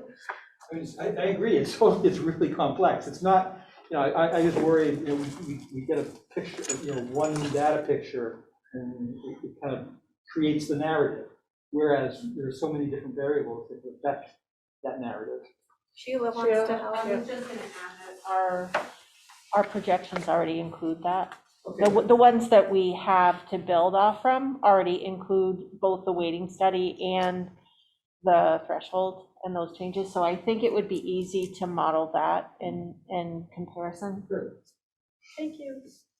Kevin? But as far as the threshold has been waived for 2 years pending adoption, theoretical adoption of the weighting study, but we don't know, or do we know that there will be some sort of constraint that would put something back in place similar to, so I mean, it's not like we're gonna have an open checkbook because that limitation's been waived for 2 years. I can't imagine.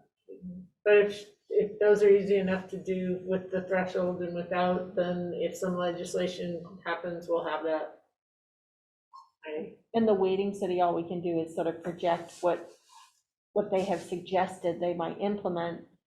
And, you know, our modeling at least doesn't reflect, you know, all of the conversations they've had about possibilities, categorical aid and how that might change. And we're just going off the original report where they provided some indication of what could happen. We don't know what will happen. So it's just hard to put all that into a model. So these models will give us something at least to look at, and as things change, then, you know, we might look at something else, but are people good with us? Maybe a thumbs up, obtaining those two initial comparatives that are outlined on this for the current versus the Unified Union School District, and then sort of a one-pager that Jason can put together, identifying the cost issues. Okay. Anybody have concerns about it? Got it. I didn't see everybody's thumbs up, so.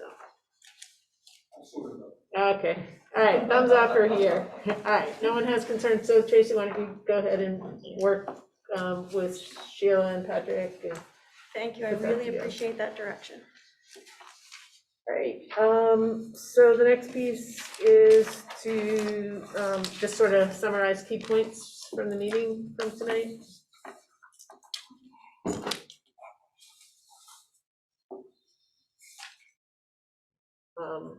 I'll have just start out, Kevin. I thought that report was really helpful in terms of understanding the housing and other pressures that make it difficult to grow population in Addison County and how that affects our schools. So I think that's an important point. Obviously the Act 46 commentary on the success of in the two different districts based on that activity. Yeah. Community engagement planner. Community engagement planning, and Eric, I really appreciated your narrative on that. In terms of what we're trying to do in terms of community engagement. Anything else? We sort of, it was good. We finished sort of our own values, considerations, conversation, and helpful to have that all finalized. We're still talking about the work plan and how to lay that out. Yeah. We had a robust discussion of how our population trends. Anything else want to include in our summary? Okay. You got I am everything? good. Okay, I think Martha's looking at that. Raise your hand.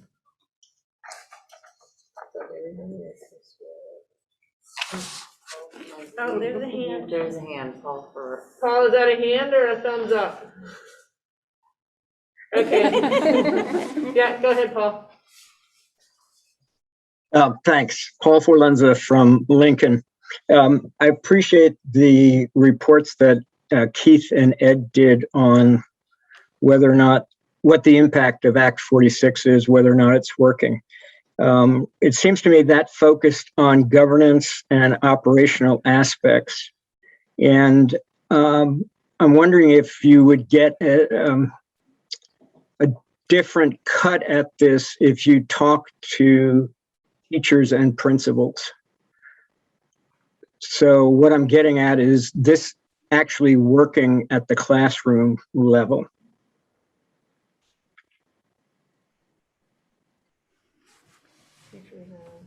Principals. Thank you for that question. Thanks, Paul. Sure. Appreciate it. Any Thank you. other public comment? Still talking? Right. I would entertain a motion to adjourn. So moved. Keith, move second. I second it. Becca, I think maybe? Yes. All right, all in favor? Aye. Thanks, everyone. We still went over.